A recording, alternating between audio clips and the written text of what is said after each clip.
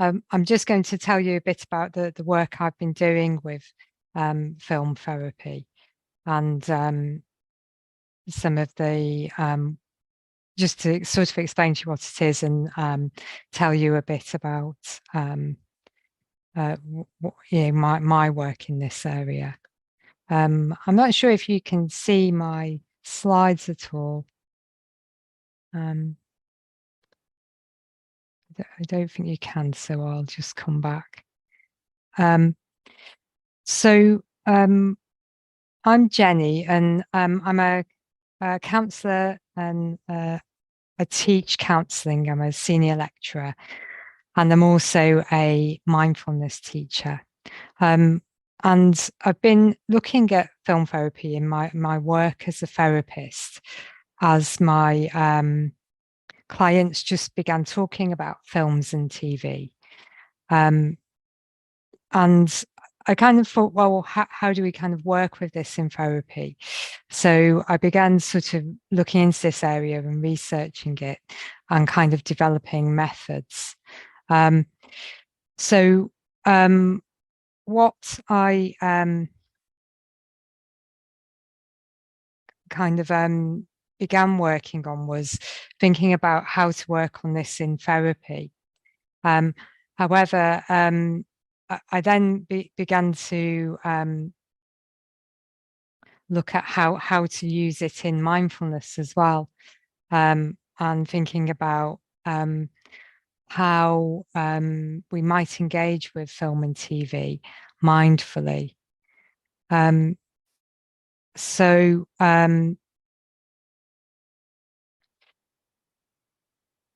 just first to kind of explain what is film therapy. Well, film therapy is watching or discussing movies or television shows as part of a therapeutic process. So in my work, we began just really talking about movies. So clients would talk about what it means to them, how the issues that the characters went through crossed over with their own issues, who the characters reminded them of. And they would kind of think about what it meant, what movies or TV shows meant in their lives. So when I began looking at this, the first genre that I really looked at was reality TV. In the kind of programs where some kind of therapeutic process takes place. So maybe programs about hoarding or obesity or some kind of coaching or therapy show. And what I noticed was that many of the participants kind of went through a therapeutic process during the TV shows, and I wondered if the audiences did as well. So I noticed that there was a stage of catharsis and a stage of disclosure, and then a stage of action, and it seemed to follow, some of the processes of therapy. And looking into this, I discovered that these shows could kind of raise awareness of some issues and kind of destigmatize them, while obviously, with it being the medium of reality TV, there was some ethical issues to be aware of. That it was kind of commercial TV. But overall, many people felt empathy for the participants as they were going through a change process. And so clients in therapy may have come to therapy having watched these shows, and have gone through some kind of therapy process while watching themselves and become aware of issues that in their own lives that may have brought them to therapy. I also looked a bit later on at the relationship between monster imagery in movies and dreams and hallucinations and post-traumatic stress, and how this kind of imagery has come to kind of symbolize different fears and traumas. and how people engaged with some of these movies.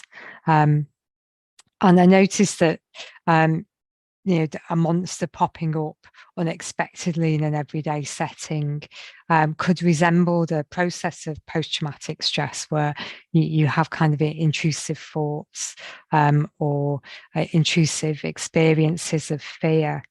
And so I kind of talked about how monsters in some movies seem to also where it was representing grief, seemed to also represent grief feelings and also guide the characters through their grief feelings. And so thinking about how audiences and therapy clients kind of engaged with some of these shows and imagery, and how it seemed to represent some of the things that they were going through themselves. I've also used film in counselor education, so to kind of illustrate issues to therapy students who are training to be counsellors. So we've watched clips or movies showing depictions of things like grief or diversity. And what I found there was that students really engage with some of the themes, such as learning about grief, not just in a theoretical way, but also they go through some emotions watching a movie, and learn kind of how people might deal with grief and the issues that they might face. In a bit more of a kind of visceral way that brings the theory to life. So I kind of thought about, well, what's therapeutic about watching movies? It kind of goes right back to Aristotle and the idea of catharsis. Aristotle noticed that the audiences of Greek tragedies seemed to go through a process of emotional purging that seemed to help their well-being, through going through all the emotions of the play, and they seem to kind of feel a bit better afterwards. And movies kind of fit into a long tradition in therapy of using story, imagery, music, and metaphor to talk about issues in therapy. And they're a very immersive experience. So we get very absorbed in watching movies and TV. And when we talk about them, because we're talking about characters or movies, the distance that we have is enough to create a bit of safety and make it easier to talk about. So even though we can talk about our own feelings and our own issues, because we're talking about them in relation to movie characters, it makes it a little bit easier. And some issues that can be quite difficult to talk about, like issues surrounding diversity, or social issues that people might have strong opinions on. Because you talk about a character and what they've been through in relation to it, it makes it kind of easier to talk about and less polarizing, because people are coming from a place of empathy rather than being entrenched in their own opinions. And through watching movie characters go through the difficulties that they face, people can learn skills, problem solving, think about how they might approach some issues in their own lives differently. It can increase empathy. People might feel empathy with movie characters. And I felt that it could also be kind of like self-care, because you take some time out and concentrate and go to kind of a different world sometimes, and you physically stop for a while. And while we were kind of watching movies, I thought it's quite important to explore in therapy what was going on for people. So in thoughts and feelings, what personal meanings did they attach? Um, and how did they relate to the characters and issues? Um, so I kind of developed a way of working with movies. So thinking about checking in to see if it's okay to talk about the movie today, if yeah, how we're feeling in our emotions, um, and then thinking about noticing how we felt and what was going through our minds when we watched the movies. Who did we relate to? Um, what did the movie mean to us and our lives? Um, how did it symbolize personal experience? Um, and we might also explore how were the characters and issues portrayed, because we don't really just want to absorb any stereotypes or inaccurate portrayals around, social issues or diversity or mental health. So we might just check how everything was portrayed and if how it matches up to our own experience. And we might explore any new possibilities and strategies for growth that kind of came up for us out of the movies. So what did we learn from watching and reflecting on the movie that we can take forward? Um, and how could it help us in our lives? How did the story of the movie cross over or resonate with our own journey or story? And would we change the story in any way, for ourselves going forward? Would we write a new chapter or a new ending? So just a few ideas from thinking about how to use things like movies and TV in therapy. Another way is that a therapist or a client might suggest watching a movie, and then the therapist and the client kind of discuss it during the following session. Um, but it can just be used when clients naturally often talk about movies and TV, thinking about how to explore it and how to use that. It's something that is very accessible, that most people engage with, and it can be very powerful. We can really go on an emotional journey watching a movie. So using that in therapy and in to explore with the clients how the movie made them feel. It can also be useful if a client's having difficulty articulating some of their issues or difficulties, to kind of ask them to think, is there a kind of a movie or TV show that sort of it reminds them of. So it can be a way in to explore issues.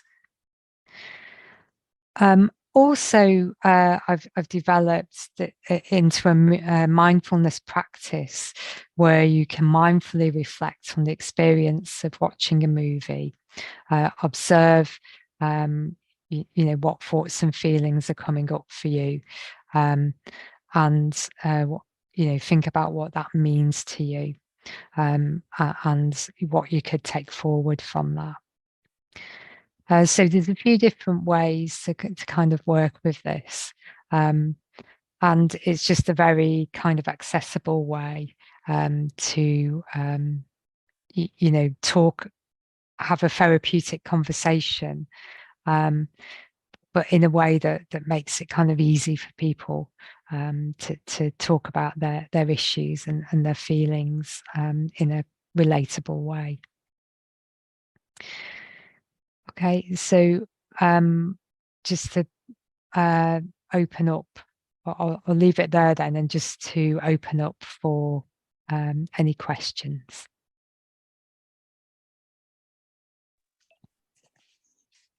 What movies do you use?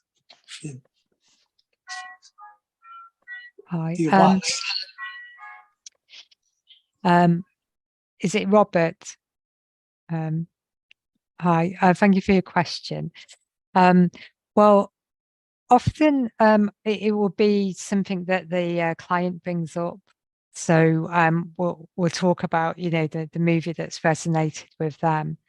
But when I have suggested or showed movies to students, for instance, some movies I've used has been Alice in Wonderland and Inside Out, to talk about emotional authenticity and you know, learning to be your real self and how you really feel. I've used the movie A Monster Calls to talk about grief, which is where a young boy is visited by a tree monster who kind of guides him through his grief feelings when his mum has cancer.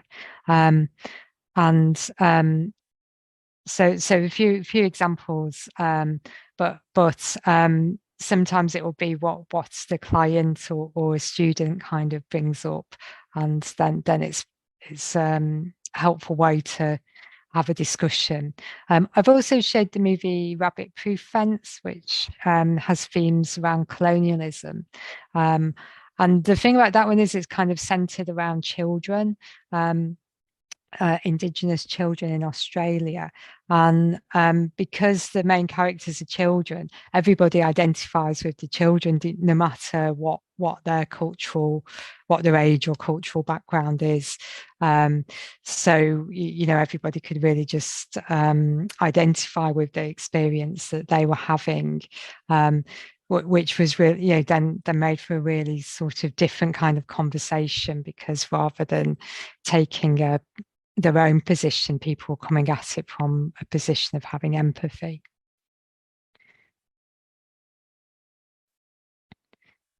I hope that gives you a few examples of the sort of things that I might talk about. Thank you very much for addressing our audience, Ms. Hamilton. Thank you.